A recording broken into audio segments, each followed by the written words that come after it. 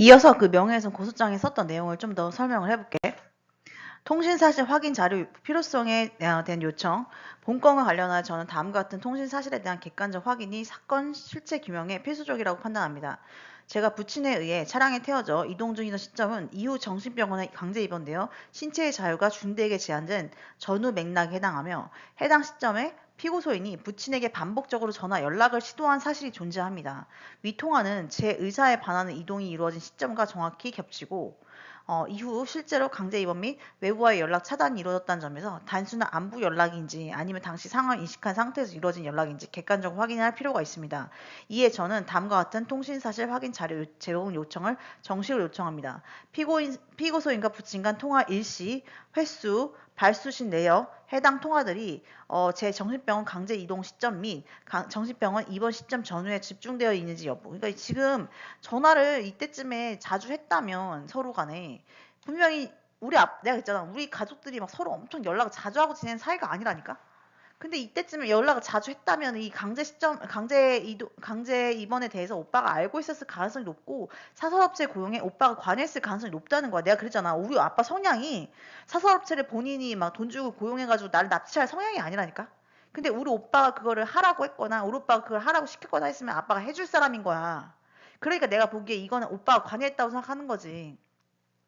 위 자료는 피고소인이 제가 위에 기재한 일련의 사태를 사전에 인지하고 있었는지 여부, 그리고 제 신체 자유 박탈이 이루어진 과정에서 어떠한 정보 흐름이 있었는지를 판단하는 데 핵심적인 객관 자료가 될 것입니다. 저는 통화 내용의 감청이나 추측을 요청하는 것이 아니라 통화의 존재 및 시점에 대한 사실 확인만을 요청하는 바, 통화 실제로 있었는지, 그리고 얼마나 자주 했는지 그때쯤에 평소에보다 그때 훨씬 많이 했다면 그러면 그건 수상한 거 맞잖아. 수사기관에서 적법한 절차에 따라 통신사실 확인 자료를 확보하여 본건의 실체를 규명해 주시기를 강력히 요청드립니다.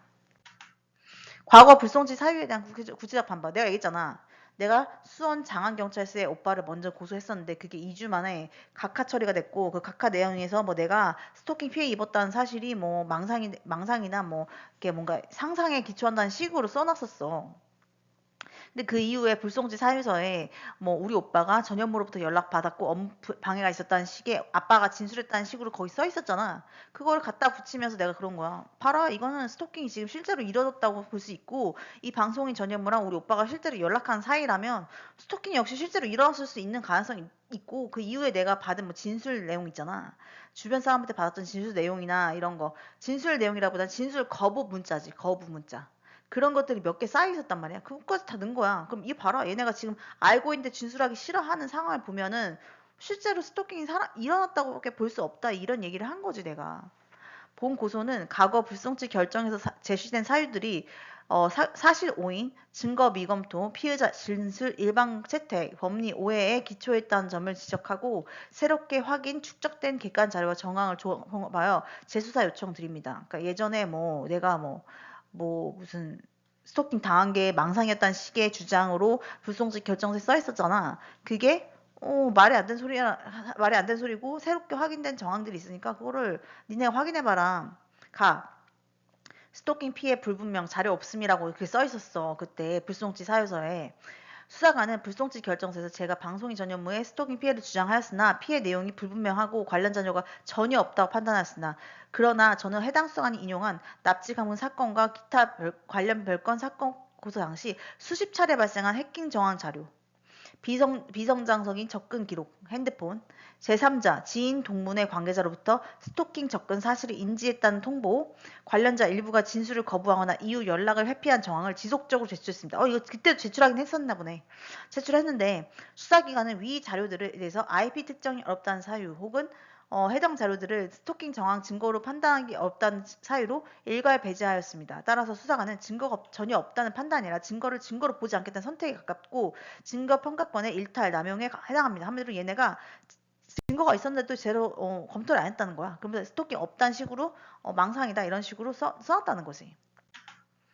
정신병원 입원은 보호 입원은 판단에 중대한 사실 오인. 수사관은 불송치 결정서에서 이전 사건에서 이전 고소 당시에 수사관이 불송치 결정서에서 제 강제 입원이 자발적 치료 권유에 응하지 않아 보호 의무자인 부모 동의에 따른 보호 입원이라고 전제합니다. 하지만 저는 입원이 필요한 정신 질환이 없다는 진단서, 심리검사 평가서, 반복적인 정상 소견 자료를 검경에 수차례 제출했습니다.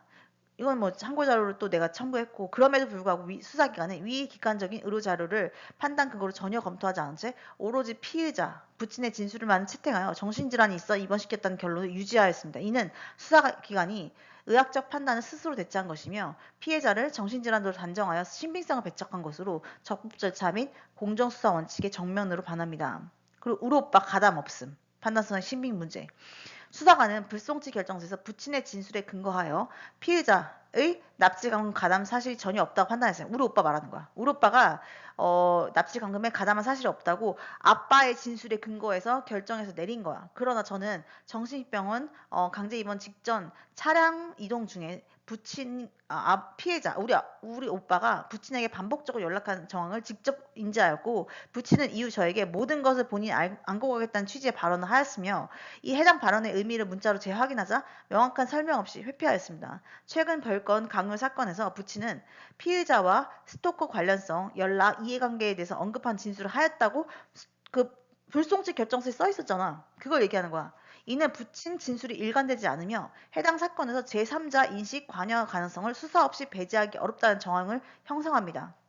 분명히 누군가가 그러니까 우리 오빠는 전현무로부터 연락받은 거고 우리 오빠는 결국은 아빠를 어떤 식으로 교사했을 가능성이 있다는 거지. 그럼에도 수사기관은 부친이 가담 없다고 진술했다는 이유만으로 추가 수사를 전혀 진행하지 않았습니다. 이는 진술 신빙성 검증 의무의 반기입니다. 뭐 피해자가 얘기하면 다 믿냐는 거야, 내 말은. 경찰이든 검찰이든 피해자가 말하면 무조건 다 믿는 거야? 아무 증거도 없이 뭐 더 수사도 추가적으로 안 하고 뭐 귀찮아서 그러는 거야? 뭐야? 왜 그러는 거야? 왜 그러겠어? 전현무가 이런 식으로 수사 방해하고 있겠지 계속. 입증 자료. 뭐 피고소인 우리 오빠가 아빠한테 내가 정신질환 있다고 전해들은 내용에 대한 통화 녹취록. 오빠가 이렇게 얘기했다. 네가 조현병 있는 것 같다. 치료를 받아야 될 것 같다. 이런 식으로 얘기했다. 이런 식으로 얘기한 통화 내용 있잖아. 그 녹음 내용을 녹취한 내용이 내가 참고 자료 냈고 스토킹 가해자 전현무와 피고소인 우리 오빠 간 연락 정보 공유 정황이 담긴 불송치 결정서에 써 있었잖아. 그거 봉 씨가 작성한 거에. 뭐 전현무가 오빠한테 연락했고 오빠가 업무방해 있었다 이런 식으로 써 있었잖아. 그거 얘기하는 거고 강제 이동 당시 피고 소인이 부친에게 반복적으로 전화했음을 입증하는 공문서에 써 있었다니까. 오빠가 전화한 사실이 실질적으로 써 있어. 근데 이게 뭐 가담했다는 증거는 아니다 막 이런 식으로 써놓은 거지 그 사람이 그 수사관이. 근데 어쨌든 간에 이 공문서 냈고 부친이 폭로와 고소를 멈출 것을 강요하는 통화 녹취록 및 문자. 우리 아빠 맨날 그랬었고 몇 달 동안 그랬었고 맨날 피고소인 우리 오빠가 에게 협박 사실 여부를 확인하는 문자 내가 확인해봤어. 오빠한테 협박 당했냐 SM이냐 아니면 뭐 전현무냐 이렇게 물었더니 답이 없었다니까. 동문회 임직원들과의 연락 오빠가 연락하고 지냈다니까. 그거를 통화 내용에서 내가 확인했다니까. 우리 아빠가 나한테 얘기해준 거야. 오빠랑 동문회 임직원이 서로 연락하고 지내는 얘기를 아빠가 나한테 언급한 거야. 그래서 내가 그랬어. 왜 연락하고 지내냐고. 알 이유가 없는데 학교를 같이 나온 것도 아니고 직장에서 엮인 것도 아닌데 서로 왜 연락하고 지내는데 막 내가 지랄지랄 했거든. 그런 통화 내역에 어떤 녹취록 같은 것도 다 낸 거야. 부친 대면 당시 본인이 모든 걸 안고 가겠다고 한 발언에 대해 추후 확인 문자 내가 다시 물어본 거야 아빠한테. 아빠가 안고 가겠다는 게 도대체 무슨 소리야? 내가 얘기 물어봤어. 오빠가 연료가 어느 정도 했냐고 이런 식으로 따지는 그런 문자를 내가 낸 거야. 근데 아빠가 대답을 회피한 거야 계속. 대답 안 했어. 읽고 답을 안 해. 피고소인이 부친 모친과 연락을 끊었음에 관련된 통화 녹취록. 이거는 이제 내가 납치감금에서 항고 올릴 때쯤에 오빠가 연락 끊었다 했잖아. 엄마 아빠랑. 연락 끊었다고 엄마 아빠가 둘 다 그런 거야. 그러면서 아빠는 막 서운하다는 식인 거야. 오빠 편을 그렇게 들어줬는데 오빠가 연락 끊었다 이런 식인 거야. 그래서 내가 어이가 없어가지고 그러게 누가 오빠 편 들래? 이렇게 된 거야 내가. 내 편을 들었어야지. 내 편을 들어서 사실대로 얘기했었으면 오빠도 구하고 나도 구했을 거 아니야. 아빠가 되게 멍청하게 행동한 거야, 영은 솔직히. 내가 보기에는 아빠의 판단이 미스였던 거야.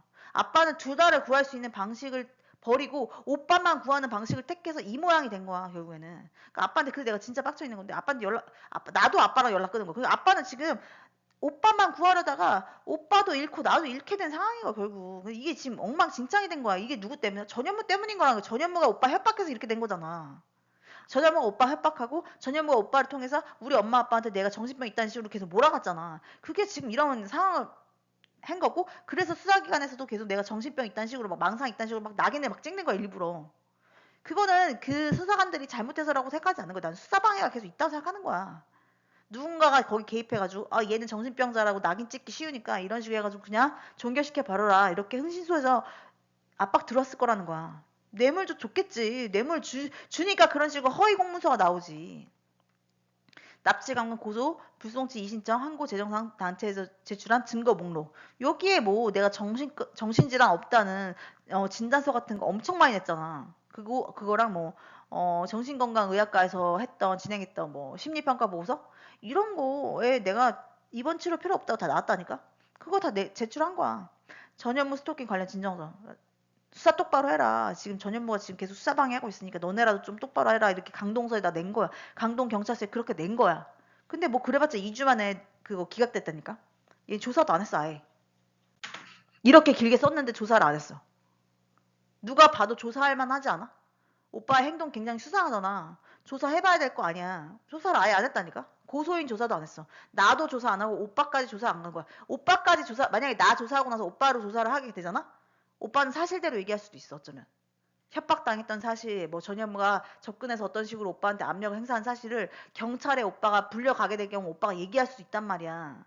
그러니까 이걸 아예 이 상황을 막아버리는 걸 수도 있어 그러니까 전현무가 이 상황을 아예 막아버린 걸 수도 있어. 오빠 조사까지 가지 못하게 만들어버린 거 아예. 그걸 어떻게 해? 그냥 기각시켜버리니까 이렇게 길게 쓰고 막 첨부한 증거 자료가 엄청 많아. 그러면 정상적이면 고소인 조사는 하는 게 정상인 거야. 근데 고소인 조사조차 안 한 거야, 얘네는. 그리고 2주 만에 기각시켰어. 나는 그 상황이 굉장히 이상하다고 생각하는 거야. 이렇게 길게 막 고소장만 해도 막 뭐 한 8장 썼나? 그리고 막 증거 자료 첨부한 거 50장이야. 막 60장짜리 고소장을 냈어. 증거 다 첨부해가지고. 그랬는데 고소인 조사를 안 해. 그거 진짜 이상한 거야. 피고소인은 제 정신질환 여부를 알 수 없음에도 허위 질병, 조현병을 단정하여 허위사실 유포하고 아빠한테 고소인의 정신질환 낙인 행위는 저에게 신체적 자유박탈, 강요, 사회적 고립과 같은 실질적 불이익을 발생시켰습니다. 이는 단순한 가족 간 갈등이 아니라 제 신체적 자유를 제한하는 근거로 부친의 납치, 감금, 강요, 협박 등의 의사결정이 실제로 사용되었습니다. 또한 이 피고소인 행위는 제3자 동문회 등로 확산된 정황이 있는 바 제 명예의 사회적 신뢰가 조직적 또는 연쇄적으로 침해된 사안으로 명백히 사적 보호 범위를 벗어난 행위입니다. 피고소인 우리 오빠는 스토킹 가해자 및 관련 인물들과의 정보 전달 구조 속에서 저를 비정상적 비신뢰 인물로 낙인 찍으며 그 결과 부친을 매개로 한 폭로 중단 강요 및 인권 침해 행위가 실제로 실행되도록 방조하였을 가능성이 매우 높습니다. 나아가 피고소인 우리 오빠의 허위사실 유포는 스토킹 가해자의 스토킹 범행을 용이하게 하고 그치 나의 신빙성을 훼손함으로써 정신병자로 낙인 찍어버리면은 수사가 안 될 거 아니야. 그럼 수사가 안 되면 어떻게 돼? 이 새끼가 더 스토킹 범죄를 계속 저지르기 쉬워지는 거야. 전현무가. 피해자의 대응을 무력화하는 구조적 행위의 가능성이 있어. 내가 그랬잖아 이거. 내가 예전에 찾아보니까 이 흥신소에서 범죄를 일으킨 다음에 피해자의 신뢰성을 일부러 훼손시키는 거야. 정신질환자라는 식으로 소문을 내서. 그렇게 함으로써 수사가 안 되게 만들어. 그래서 피해자가 법적으로 대응할 수 없게 만드는 게 흥신소의 전략이라니까? 이게 실제로 있는 전략이래. 정신질환자로 낙인 찍어서 이렇게 소문을 퍼뜨리는 게 되게 있는 전략이래. 이건 스토킹에서도 이런 일이 있대. 스토커들이 자기가 어떤 타겟팅한 여성이 있을 거 아니야. 그 여성의 신빙성을 활성화하는 방식으로 저런 식으로 한다는 거야. 그렇게 하면서 사회적 고립을 시켜 여자를. 그러면 그 여자가 되게 외롭고 힘들어지잖아. 그때 접근해가지고 가스라이팅 하거나 그루밍 하는 경우가 있다는 거야. 그렇게 하는 게 실질적으로 전략으로 존재하는 거라니까? 이거 내가 당한 거야, 내가 보기에는. 나는 그냥 나 멀쩡한 사람인데 이런 식으로 나를 허위낙인 찍어가지고 전현무가 나를 정신병원에 입원하게 한 다음에 그 이후부터는 스토킹하기가 얼마나 더 쉬워져. 내가 정신병자라고 사람들이 판단하면은 나를 도와주는 사람이 점점 더 적어질 거 아니야. 그렇게 만들었다는 거야, 결국에는. 피고소인의 행위는 우리 오빠 행위는 형법 제307조 제2항의 허위사실 적시에 의한 명예훼손에 해당함이 명백하다. 이에 저는 본건에 대한 철저한 재수사와 함께 피고소인에 대한 엄정한 처벌을 강력히 요청드립니다. 더불어 실제 피고소인의 회사에 협박과 계약 파기가 사실이 없음에도 이를 이유로 제 스토킹 가해자 폭로를 및 고소를 막았다면 이는 피고소인 또 다른 허위사실 유포이므로 이 부분에 대해서도 회사 측 사실조회 및 진술을 통해 엄정한 수사 요청드립니다. 실제로 협박이랑 계약 파기 있었는지 확인해보라 이거야 일단은. 있었겠지. 있긴 있었을 거야, 아마. 있었는데, 뭐, 어쨌든 간에, 그게 전현무를 통해서 있었겠지. 그러면 이제 전현무를 치면 되는 거잖아. 마지막으로 허위사실 적시, 명예훼손 외에 피고인의 행위가 스토킹, 협조, 방조 등 기타 범죄 구성 요건에 해당되는 여부를 통신기록, 관련자 진술, 증거자료 분석을 통해 객관적이고 철저하게 수사하시기를 강력히 요청드립니다. 제 거주지 관할 경찰청 소속 경찰서들, 관할 검찰청에서 관련 별건 고소 과정에서 지속적으로 수사 기피가 발생하여 관할 수사관들에 대한 신뢰가 어렵습니다. 이에 공정성 확보를 위해 타 지역 관할 경찰서에 접수하였습니다. 관할 유지 우선적으로 요청드리며 필요시 해당 기관들을 배제한 상급기관 또는 관할 외에 독립된 수사부서로 이송해 주시기 바랍니다. 근데 진짜 웃기지 않아?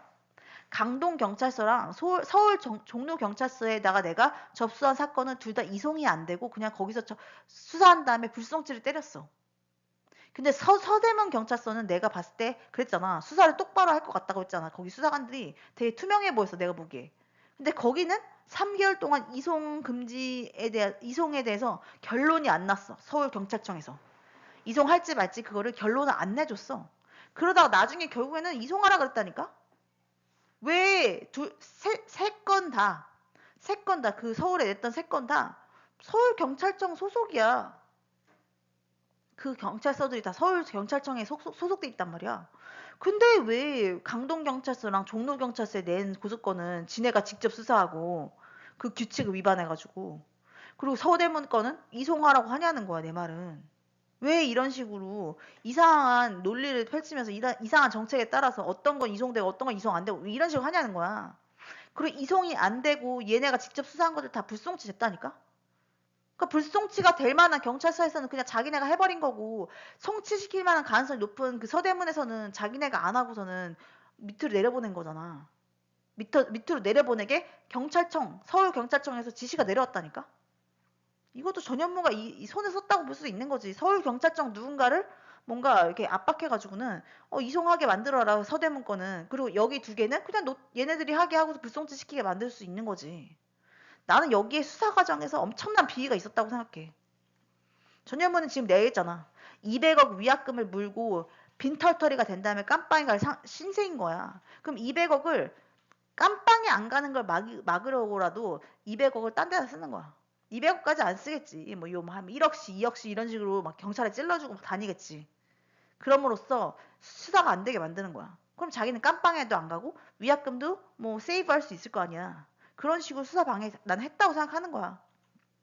또한 앞서 언급했듯 피고소인의 행위가 다수에 걸친 정보 유포를 포함하는 바 이 사건의 결과 발생지가 여러 곳으로 해석 가능하고 제4회적 평가 침해는 제가 생활하는 모든 장소에서 발생했으므로 관할 불명확 사건으로 봐주시기 요청드립니다 하면서 12월 28일날 이걸 낸 거야.